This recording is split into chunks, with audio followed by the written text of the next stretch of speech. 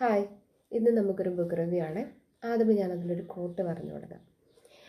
Some of you say joy is greater than sorrow and others say nay sorrow is a greater.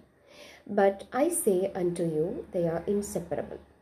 Together they come, and when one sits alone with you at your bout, remember that the other is asleep upon your bed. ചെറിയൊരു translation പറയാം. ചിലർ പറയും സന്തോഷമാണ് സങ്കടത്തേക്കാൾ വലുതെന്ന്. ചിലർ പറയും സങ്കടമാണ് സന്തോഷത്തേക്കാൾ വലുതെന്ന്. ഓരോന്നും നമുക്ക് സന്തോഷമായാലും സങ്കടമായാലും നമ്മളെ തിരിച്ചറിയിക്കുന്ന കുറേ കാര്യങ്ങളുണ്ടല്ലോ. പക്ഷെ ഞാൻ പറയുന്നു രണ്ടും ഇൻസെപ്പറബിൾ ആണ്. രണ്ടും വേർതിരിക്കാൻ പറ്റത്തില്ല. അതായത് രണ്ടുപേരും ഒരുമിച്ചാണ് വരുന്നത്. ഒരാൾ നമ്മളിലേക്ക് വരുമ്പോൾ മറ്റേ ആൾ നമുക്ക് വേണ്ടി വെയിറ്റ് ചെയ്തിരിക്കുകയായിരിക്കും. അതായത് ഒന്നിന് പുറകെ ഒന്നായിട്ടുണ്ട്. രണ്ടും നമ്മുടെ ജീവിതത്തിൽ മാറി മാറി വരും എന്നാണ് പറയുന്നത്. സോ ഈ കോട്ട് പറഞ്ഞിരിക്കുന്നത് the prophet by Khalil Gibran.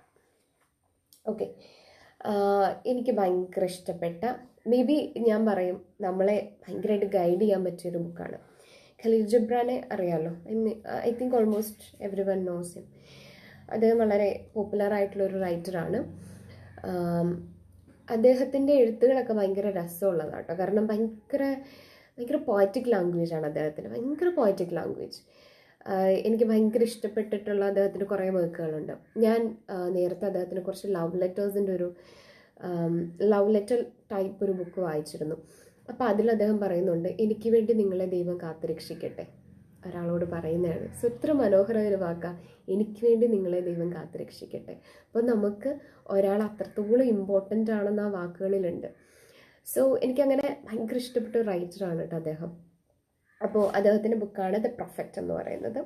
ഇതൊരു നോവലല്ല, ഇതൊരു പോയട്രി അല്ല, പക്ഷെ രണ്ടിനും ഒരു പോയട്രിക്കൽ കൈൻഡ് ഓഫ് റൈറ്റിംഗ് തന്നെയാണ്.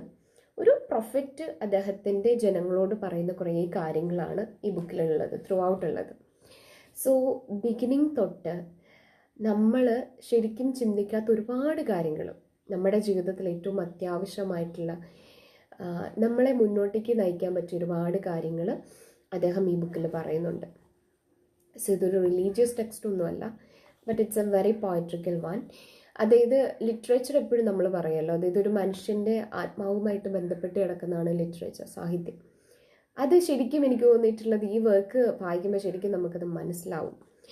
നമ്മൾ ഡൗൺ ഒക്കെ ആയിരിക്കുന്ന സമയത്ത് ഇതിലെ കുറച്ച് ലൈൻസ് ഒക്കെ എടുത്ത് വായിച്ചാൽ തന്നെ ഭയങ്കര ഒരു പീസ്ഫുൾ സിറ്റുവേഷൻ നമുക്ക് വരും. ആ ഒരു കാംനെസ് നമ്മളിലുണ്ടാവും. അത്ര മനോഹരമായിട്ടുള്ളൊരു റൈറ്റിംഗ് ആണ്.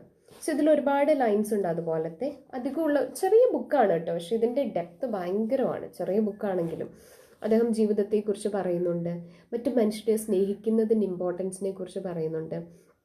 ഒരു മനുഷ്യന്മാർ തമ്മിലുള്ള കണക്ഷൻ, എത്രമാത്രം കണക്റ്റഡ് ആണ് മനുഷ്യന്മാർ തമ്മിൽ എന്ന് പറയുന്നുണ്ട്. അതുപോലെ തന്നെ നമ്മളെ എങ്ങനെ ട്രീറ്റ് ചെയ്യണം എന്നുള്ളത് പറയുന്നുണ്ട്. പലപ്പോഴും ഇപ്പം ഞാൻ ഉൾപ്പെടുന്ന എല്ലാവരും തന്നെ പലപ്പോഴും നമ്മളൊരു ഡിപ്രസ്ഡ് സ്റ്റേജിൽ പോകുമ്പം, അല്ലെങ്കിൽ നമ്മൾ ലൈഫിലൊരു ഫെയിലിയർ വരുമ്പോഴത്തേനും തകർന്നു പോകുന്ന ആളുകളാണ്. നമ്മളാരും വലിയ സൂപ്പർ ഹീറോസ് ഒന്നും അല്ലല്ലോ.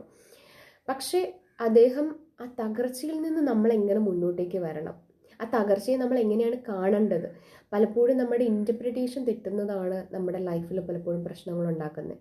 അതായത് നമ്മളെപ്പോഴും നമുക്ക് നമ്മുടേതായ രീതിയിൽ എല്ലാത്തിനെയും കാണുമെന്ന് ആഗ്രഹിക്കുന്നത്. പക്ഷെ നമ്മുടെ തോൽവിനെ നമ്മൾ വേറൊരു പെർസ്പെക്റ്റീവിൽ കണ്ടു തുടങ്ങിയാൽ ചിലപ്പോൾ നമുക്ക് മുന്നോട്ടേക്ക് പോകാനുള്ള ഒരു എനർജി കിട്ടും. അപ്പോൾ അത്തരം കാര്യങ്ങളൊക്കെ കൃത്യമായിട്ട് പറഞ്ഞ് നമ്മളെ ഗൈഡ് ചെയ്യാൻ പറ്റിയ ഒരു ബുക്കാണിത്. അദ്ദേഹം പറയുന്ന വേറൊരു ലൈനും പറയാട്ടോ, you are good when you are with one you are self. അത് നമ്മളായിട്ടിരിക്കുമ്പോൾ നമ്മൾ ഏറ്റവും നല്ലതാണെന്നാണ് പറയുന്നത്. നമുക്ക് അതിനെ പല രീതി ഇൻ്റർപ്രേറ്റ് ചെയ്യാം, പോസിറ്റീവ് ആൻഡ് നെഗറ്റീവായിട്ട്. പക്ഷേ എനിക്കതിനെ പോസിറ്റീവായിട്ട് എടുക്കാനാണ് തോന്നുന്നത്. നമ്മളായിട്ടിരിക്കുമ്പോഴത്തേനും നമുക്ക് കിട്ടുന്ന സന്തോഷമില്ലേ. നമ്മുടെ ഫ്രണ്ട്ഷിപ്പിനെ കുറിച്ച് ഒരു അദ്ദേഹം പറയുന്നുണ്ട് കേട്ടോ. കാരണം എങ്ങനെയുള്ള ഫ്രണ്ട്സിനെ തിരഞ്ഞെടുക്കണം എന്നുള്ളതൊക്കെ എന്താ പറയുക, അതിനെക്കുറിച്ചൊക്കെ അദ്ദേഹം പറയുന്നുണ്ട്. പിന്നെ അദ്ദേഹം പറയുന്നൊരു കോട്ട് ഞാൻ പറയും, and let today embrace the past with remembrance and the future with ലോങ്ങിങ്. അതായത് ഇന്നത്തെ അല്ലെങ്കിൽ ഈ ഒരു ദിവസത്തെ നമ്മൾ എംബ്രേസ് ചെയ്യേണ്ടത് കഴിഞ്ഞുപോയ കാലങ്ങളുടെ ഓർമ്മകൾ നമ്മുടെ ഉള്ളിൽ ഉണ്ടാവണം, ഭാവിയിലേക്കുള്ള പ്രതീക്ഷകൾ ഉണ്ടാവണം. അതിനെ വെച്ചിട്ട് വേണം നമ്മൾ ഇന്നത്തെ ജീവിതം നയിക്കാമെന്നാണ് അദ്ദേഹം പറയുന്നത്. സോ അത്ര മനോഹരമായിട്ടല്ലേ പറയുന്നത്. നമ്മൾ പലപ്പോഴും പറയും എനിക്ക് കഴിഞ്ഞ കാലമൊക്കെ ഒന്ന് മറന്നു പോകാൻ പറ്റിയിരുന്നെങ്കിൽ എന്ന്. അല്ല, അദ്ദേഹം അതിനെക്കുറിച്ചല്ല പറയുന്നത്. നമ്മുടെ ഉള്ളിൽ കഴിഞ്ഞു പോയ കാലങ്ങളിൽ ഓരോ ഓർമ്മകളും ഉണ്ടായിരിക്കണം. പക്ഷേ അതൊരിക്കലും നമ്മളെ ഡിഫൈൻ ചെയ്യാൻ പാടില്ല. പക്ഷെ ഭാവിയിലേക്ക് നമുക്ക് പ്രതീക്ഷകളുണ്ടായിരിക്കണം. അതൊക്കെയാണ് നമ്മുടെ ജീവിതം എന്ന് പറയുന്നത്. അപ്പം എനിക്ക് ഭയങ്കര ഇഷ്ടപ്പെട്ടൊരു ബുക്കാണ്. അവൈലബിൾ ആണ് കേട്ടോ മാർക്കറ്റിലൊക്കെ. അപ്പോൾ നിങ്ങളൊന്ന് വായിച്ച് നോക്കുന്നത് നല്ലതായിരിക്കും. വളരെ മനോഹരമായിട്ടുള്ള ബുക്കാണ്. ഇമേജസ് ഒക്കെ കണ്ടോ, അതിനെ മോശമായിട്ടൊന്നും വിചാരിക്കരുത്.